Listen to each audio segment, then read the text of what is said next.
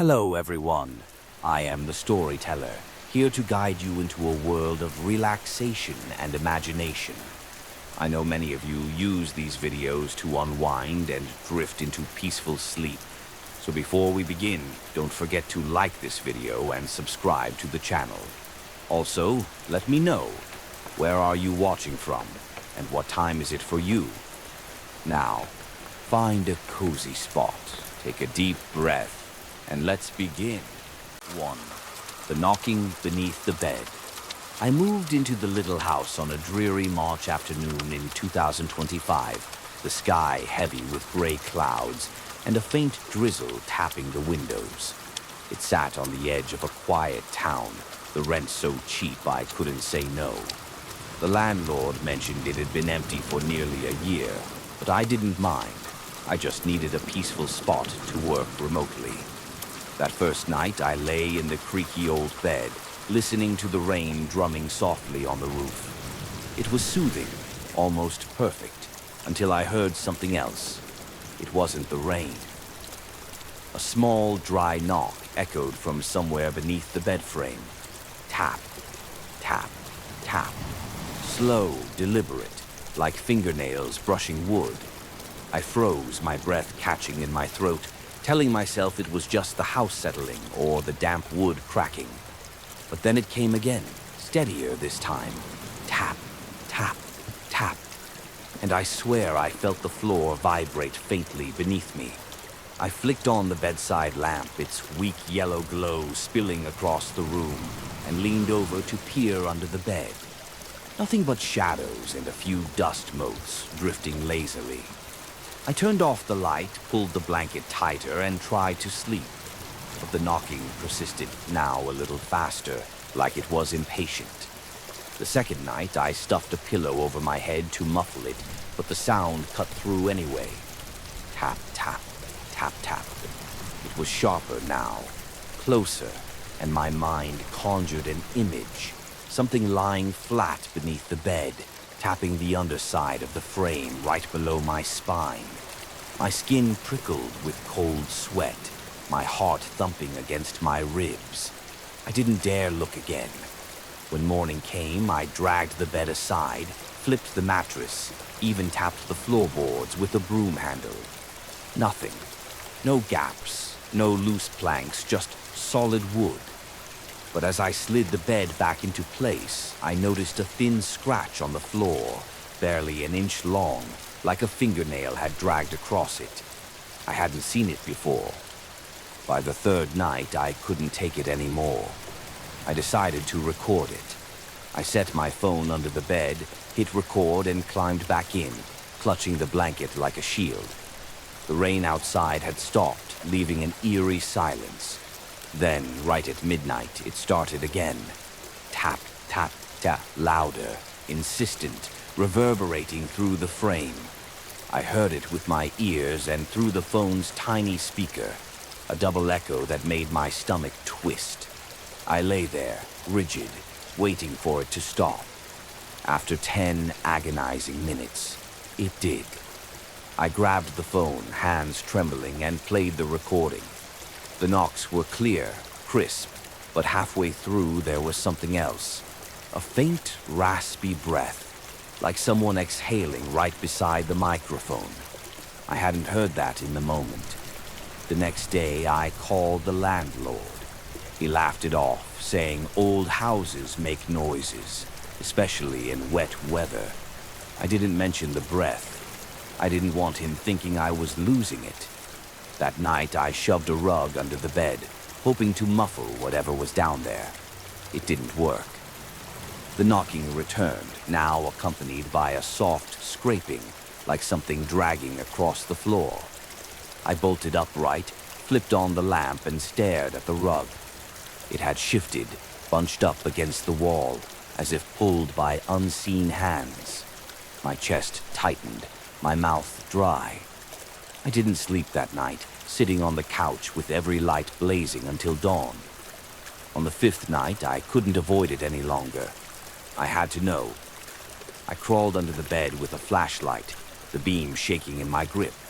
The floor looked normal, worn, dusty, unremarkable. But as I swept the light across it, I saw more scratches, faint and crisscrossed, forming no pattern I could understand. Then the knocking started again. Tap, tap, tap, right above me, on the underside of the mattress. I scrambled out, heart pounding, and yanked the bed away from the wall. The scratches were deeper now, fresh, and one looked like it spelled a jagged, incomplete H. I haven't slept in that room since. I moved the mattress to the living room, but even there I hear it some nights. A distant tap, tap, tap, like it's following me, waiting for me to lie down again. I don't know what it wants, but I feel it watching, patient and unseen, just beneath the surface. The flickering street lamp. I started my night shifts at the warehouse in early 2025, a sprawling concrete building on the outskirts of the city. The pay was decent, and I liked the solitude, stocking shelves, checking inventory, no one bothering me. The walk home was the only part I dreaded, a half-mile stretch along a deserted road, lit only by a single street lamp flickering at the halfway mark. It buzzed and blinked every night, casting jagged shadows on the cracked pavement. I told myself it was just faulty wiring, nothing to worry about, until the night it turned off completely. It was past midnight, the air thick with fog, when I stepped out of the warehouse. The road stretched ahead, silent except for the crunch of my boots. As I approached the street lamp, its usual flicker stopped, and the bulb went dark. I paused, my breath fogging in front of me, waiting for it to sputter back on. It didn't. The darkness felt heavier than usual, pressing against my skin. Then I heard it, a faint hum, low and steady, like a machine buried underground. I glanced around, but the road was empty, the fog swallowing everything beyond a few feet. I kept walking, faster now, the hum growing louder with each step. When I passed under the dead lamp, something shifted in the corner of my eye. A shadow, tall and thin, stretching across the pavement. I spun around, my flashlight beam slicing through the mist, but there was nothing there. My pulse quickened. I told myself it was a trick of the light, or lack of it, and kept going. The hum faded as I moved away, and I didn't look back. The next night, the lamp was flickering again, but something felt off. The buzz was sharper, almost angry, and the light pulsed in uneven bursts. Halfway home, it went out again, plunging me into darkness. The hum returned, louder, vibrating through my shoes. This time, the shadow was clearer, human-shaped, standing just beyond the lamp's reach, its edges blurring into the fall. I froze, my flashlight trembling in my hand. "Hello?" I called, my voice swallowed by the mist. No answer. The shadow didn't move, but I felt its gaze, heavy and unblinking. I ran the rest of the way home, my chest burning, and didn't stop until I was inside with the door locked. By the third night, I was dreading the walk. I brought a brighter flashlight, hoping it'd help. The lamp was on when I started, its flicker erratic, like it was struggling to stay alive. As I neared it, the hum began again, now joined by a soft, rhythmic clicking, like footsteps pacing just out of sight. The light died right as I stepped beneath it, and the shadow was there, closer this time, its outline sharper against the pavement. I swung the flashlight toward it, but the beam caught only fear. The clicking stopped, replaced by a whisper, low, garbled, like words drowned in static. I couldn't make them out, but they sent a chill down my spine. I started taking a longer route after that, avoiding the road altogether. But 2 nights ago, I heard the hum again, faint, drifting through my apartment window. I live 3 miles from that street lamp. Last night, the power in my building flickered, and I saw it.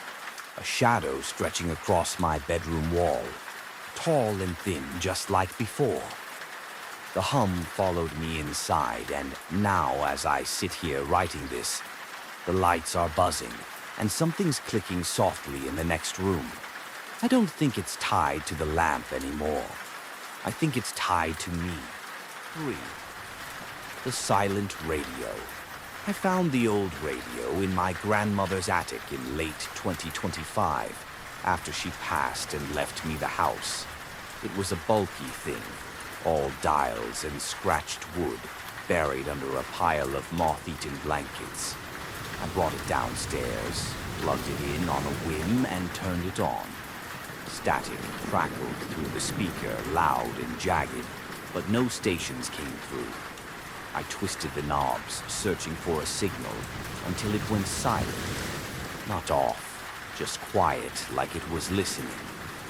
I left it on the kitchen counter and forgot about it, figuring it was broken. That night I woke to a faint hiss coming from downstairs.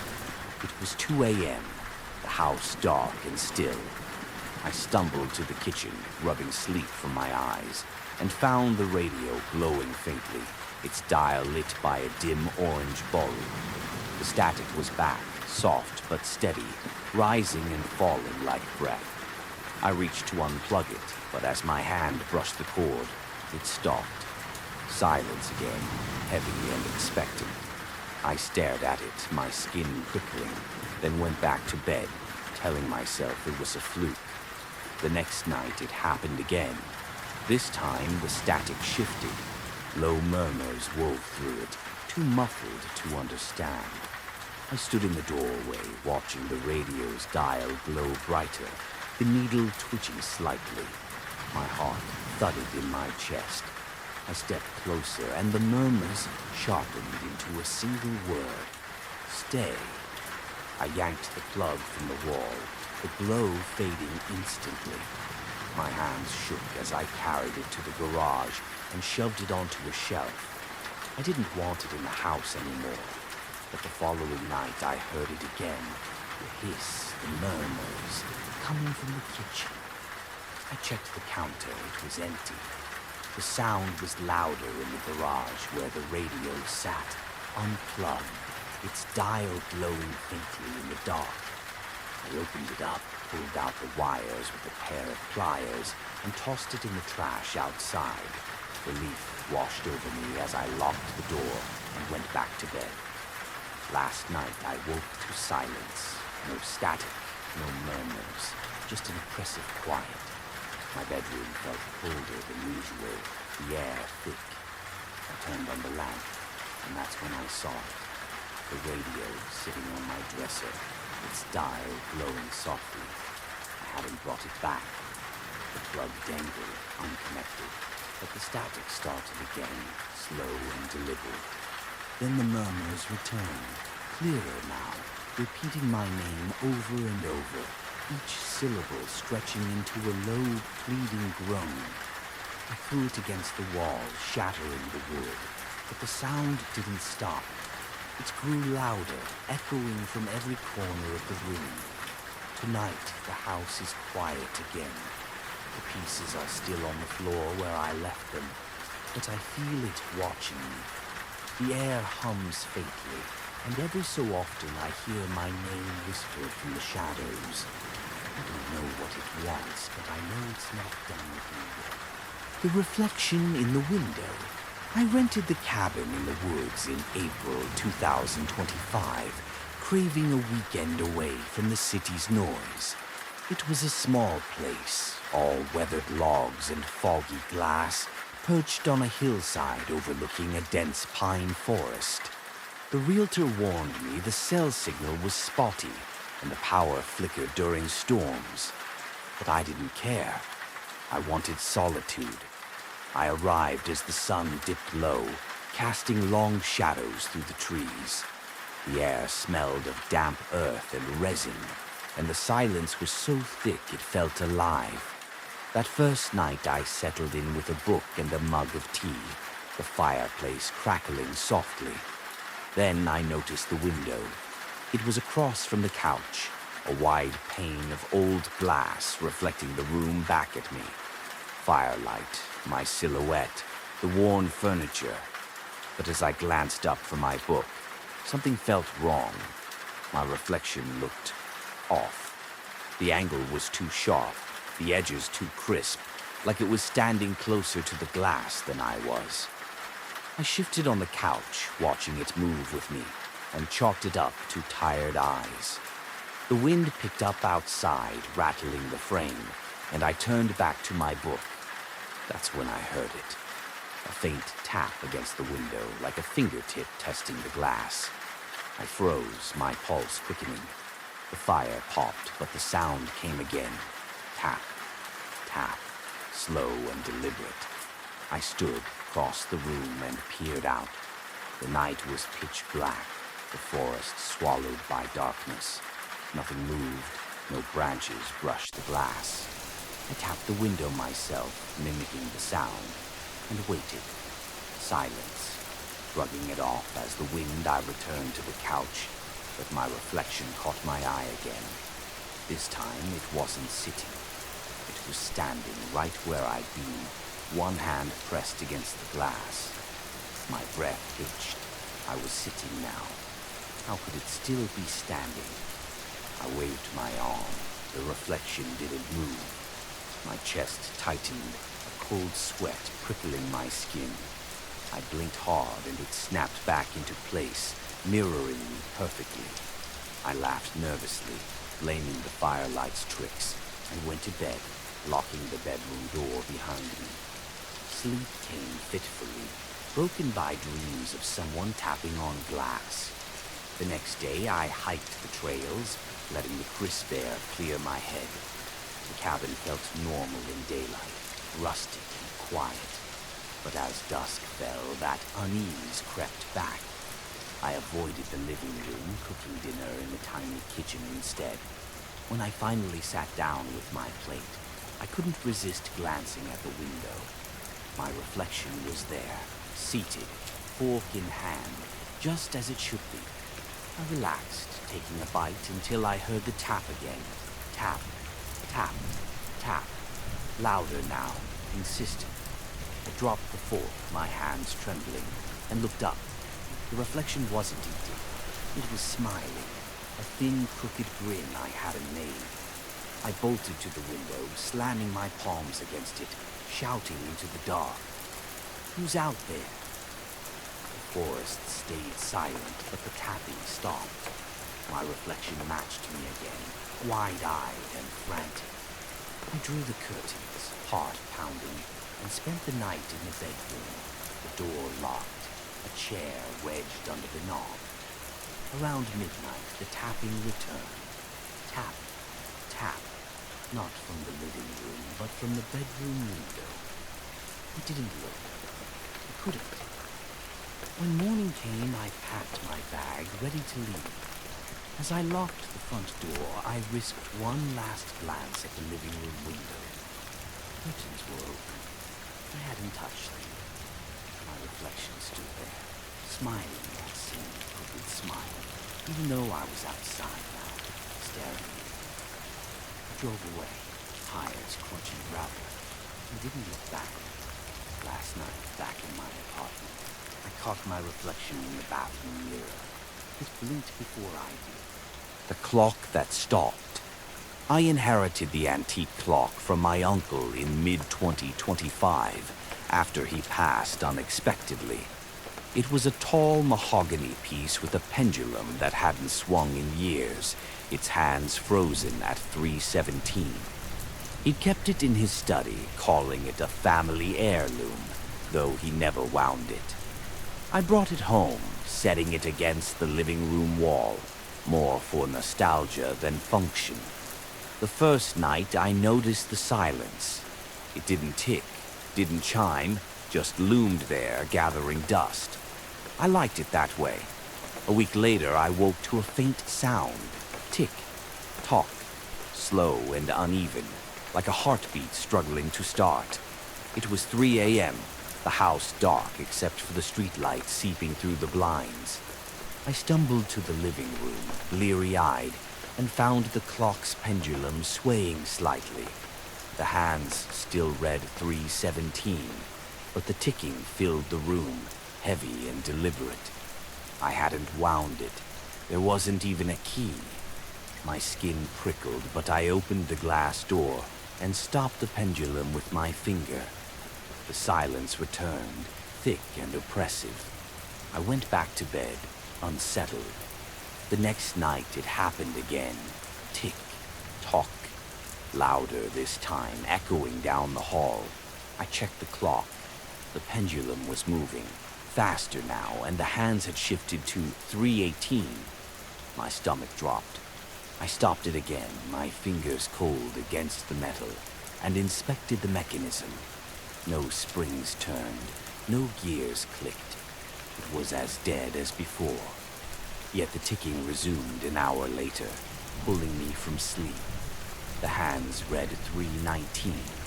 I unplugged every appliance in the house, searching for the source, but it was the clock, defiant and impossible. By the third night, I dreaded bedtime. I left the lights on, watching the clock from the couch. At 3 a.m., the ticking started. Tick, tock, and the pendulum swung, slow and relentless. The hands crept to 3:20. I grabbed a hammer, ready to smash it, but hesitated. Instead, I dragged it to the garage, locking it behind a steel door. The ticking stopped, and I slept uneasily, dreaming of a clock face with no numbers, just blank, staring eyes. The fourth night, I woke to silence. No ticking, just a weight pressing on my chest. I glanced at my phone. 3 a.m. Then I heard it, a single sharp tock from the bedroom wall. I turned on the lamp, heart racing, and saw the clock standing there, upright, its hands at 3:21. I hadn't moved it.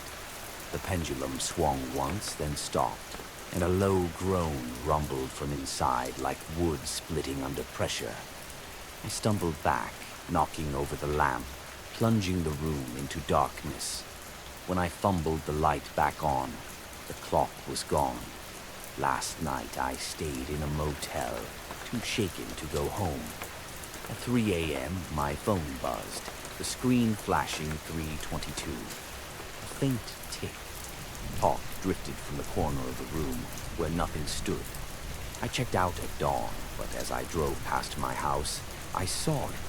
The clock, framed in the living room window, its hands frozen again at 3:17, waiting.